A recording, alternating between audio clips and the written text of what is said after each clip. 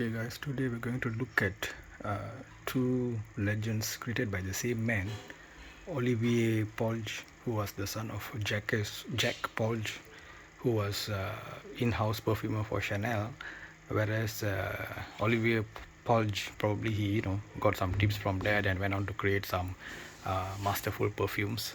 And among those masterful perfumes includes the two that you see here. First is Spicebomb by Viktor and Rolf, and then the second one is the one by Dolce and Gabbana. These two are legends in their own right. So this is how the package looks like from the outside. Later I'll review each of them separately, and let me just you just have a look at the painting, alright, while I'll turn it around to show you the back part of this packaging.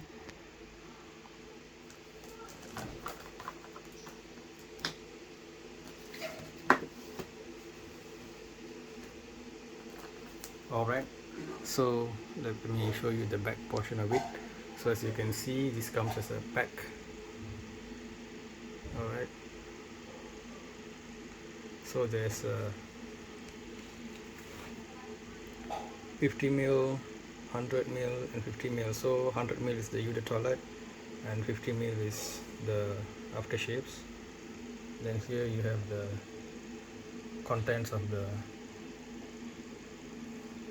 Viktor and Rolf perfume. Alright, this perfume was launched in 2012 and it's been many years, but this is the OG of this line, and it's still popular, although they've come up with various infrared and the green one I can't often recall the name, and then we got Spicebomb Extreme as well. So basically the top notes for this is pink pepper, elemi resin, bergamot, grapefruit. Bergamot and grapefruits are like like almost like a law nowadays in fragrances. They literally are everywhere in the opening. However, this perfume is salvaged by the inclusion of certain unique notes. For example, in the opening itself we got the elemi resin, which is not that common, right, and note in fragrances. Pink pepper, okay, bergamot and grapefruit I already said. Mid notes are cinnamon, saffron and paprika or chili. So again, the addition of chili and saffron lends a bit of uniqueness to it compared to a majority of fragrances. And then they finally finish it off with a base of tobacco, vetiver and leather, classic triad of base that you see in many male fragrances, and they are common for a reason, because they are good. When you put that base, you always have a very nice what do you call it, aura emanating from you, supposedly for hours. Of course, subsequent batches will be diluted, and we all know all that usual story and whining and complaining about dilution and reformulations of perfumes over the year. So let's leave it at that, guys. So now this perfume, upon putting it on, right, of course it's very pleasant. I like it a lot, especially the opening, but I got a feeling that this is not so long lasting, and I'm sure those who bought the first version way back in 2012 had a different experience, but due to whatever reason, I think perfumers have to really they make, I don't know, probably millions, many millions by selling these products, and I think they should put an effort to ask themselves how could they take those real pleasant smells and make them last longer, for longer hours. They have the money to do the R&D on that. So John Wawatoys is another how to say house CK, whereby their smells can be good, but they just so much what do you call it, evanescent, right? They just disappear very rapidly. So they got to really sit and think, how can they make these notes stay around for a while longer. They can probably add on some other molecule to give some weight, or to make it last longer on the skin and so on. So I think this is something they should work on. So that's a bit of a worry, but I'll test it further to see how long it can last. Otherwise, it has a bit of a medicinal vibe. I think the word medicinal comes in because things like cinnamon, right, these some of these herbs, they are usually, for example, my experience when I was young, I used to go to walk past these Chinese medicine halls, and sometimes you walk through them in certain areas, and then they got this smell, right? Kind of interesting blend of spices that emanates from there. But since you associate the medicinal areas with, people being unwell and so on, so some people will feel negatively when faced with these kind of smells, and these are usually added onto the so-called apostrophe mature fragrances, right? These kind of notes. So in this context, it is not horribly medicinal. Like there are some brands like Gucci Guilty, Armani Stronger with You, there's another one, Boss, the Scent Intense, right? Whose medicinal flavors are even stronger and can be a real put off. There are some say that Gucci smells like one of those disinfectant, right, in the hospital or in the toilets. So it's that harsh. So maybe only a certain type of hardcore macho males will wear those things, but this is a reasonable blend. This is not horribly medicinal, and also they blended in a way that it can easily be how to say, if you look at Pakora Bani 1 million, for example, it has this kind of flavors of cinnamon and so on, but it adds in the rose and goes to way more sweet aspect of it, which is nice too. I like that too. But some might not like the sweetness, and they can opt for a spice bomb as a evening date / clubbing fragrance instead of Pakora Bani 1 million. All right. So this requires me to think a bit what marks to give it. Probably I will give it more time perhaps and see how it performs, and feedback from people, because um, I definitely like the opening, but I have to see how it works over time, because my first few experience wearing this, it seems to sort of the smell seems to go away relatively quickly. So I'm worried a bit about that. So after testing it a few times, I'll come back to give what you might call a long-term review on this formulation, right?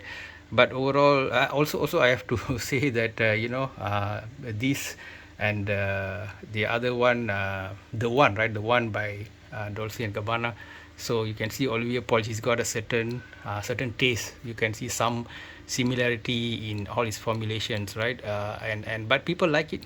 It's quite popular. So whatever he's doing, it definitely works. I think only addition is that the manufacturers have to figure out a way to keep things longer lasting, for it to be worthy of the price that they're charging, right? So other this is described as a warm, spicy type of a scent. And if you look at Dolce Gabbana, the one, it's also described in the same way. Both are quite popular, and the first 1 or 2 years, it sold very well, with a lot of people praising them. But over the years, dilution issues, lack of lasting issues, as well as development of too many flankers, right?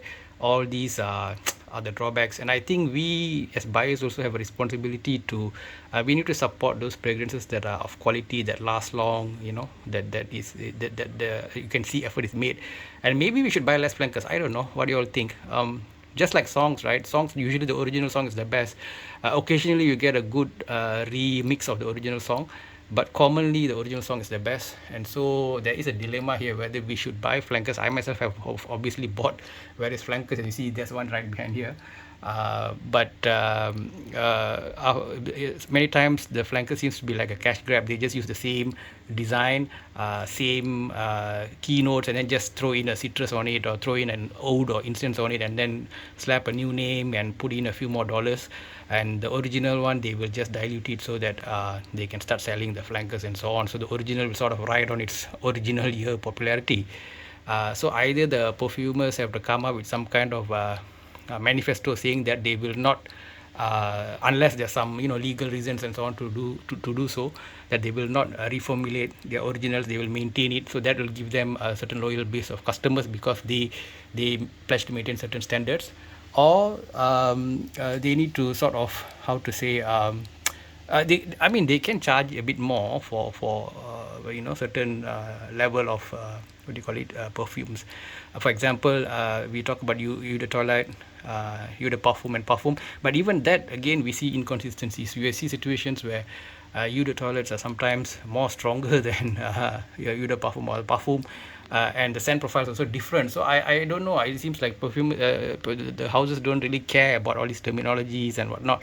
They just want to do a good first model, right? Like this original Spice Bomb, the original. Let's say what are the other originals, right? This one is just original Gentleman line, right? And then there's the original Lemal, okay.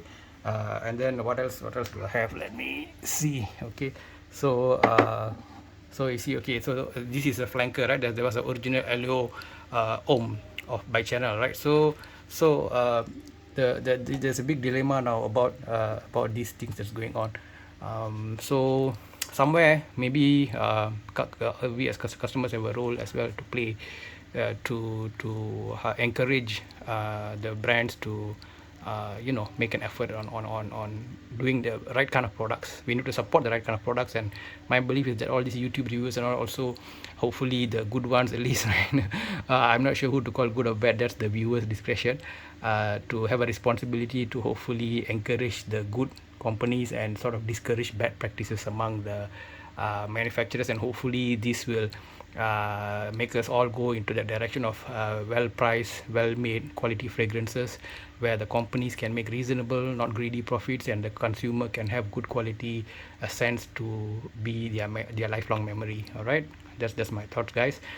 This one I would give it a 4 out of 5, but just like our here Lemal Parfum here, great combination of notes. Both are warm, spicy. I like them, just like I like the what do you call it, the other one, the one by Dolce and Gabbana. I think lots of guys like this combination, but uh, both of them I think have this issue of not lasting long, right? Just disappears. And some people say winter perfumes, therefore in a more hot environment they will not last. But I think that's where your R&D comes in. That's where you have to come up with whatever agents that can make your perfume stay longer.